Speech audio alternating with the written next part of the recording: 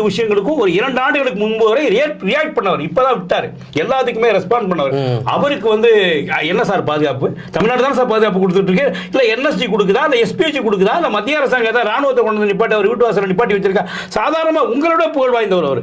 நீங்க இப்ப இருக்கக்கூடிய நிலையிலிருந்து அதிகமான இன்னமும் சூப்பர் ஸ்டாரா தான் இருக்காரு.